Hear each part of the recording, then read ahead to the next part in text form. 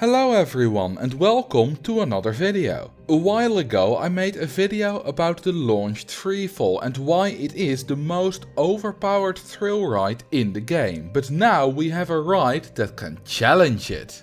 Introducing the Beheaded Roto drop.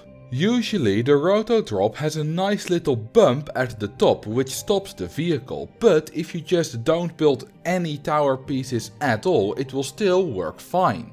Well, I say it works fine, which is true, but it doesn't work as it normally does. Instead of going up and then dropping down, it just rotates a bit at the bottom and that's it. This leads to a very high maximum throughput for a thrill ride of over 2000 guests per hour. Since the Roto drop has quite high base stats and no stat requirements, this design still has decent stats despite having 0 speed, 0 ride duration and 0 ride length. The Roto drop also has quite high multipliers for the EIN stats, so you can charge a good amount for it as well. Let's compare it to the smallest launched freefall and the micro corkscrew to see how it stacks up. First, let's see how they do in parks where you don't charge for the rides. The Roto drop is the cheapest to build with 220 bucks, but the other two are also under 350, so I don't think that cost will be much of an issue with any of these. In pay for entry parks, the soft guest cap is very important and that is where the difference is. The Roto drop attracts 45 guests, the launched freefall attracts 65 guests and the corkscrew attracts 100 guests. So for attracting guests, the Roto drop is the worst of the three both in cost efficiency and space efficiency, while the micro corkscrew is the best. So far the Roto drop doesn't seem all that impressive, but that will all change when we take a look at pay per ride parks. Here it matters how many riders it can process per hour and how much you can charge for it. We'll start with the throughput, where the freefall seriously underperforms. The Roto drop can process about twice the amount of guests per hour as the freefall, and the corkscrew is even better.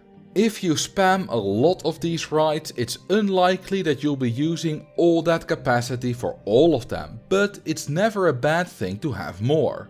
Next is the maximum ticket price. For this video I will be using the price that you can charge when you have multiple of these in your park and they're all brand new. If they're a bit older or you only have one of each of them, the maximum ticket price changes, but the ratio between them stays the same.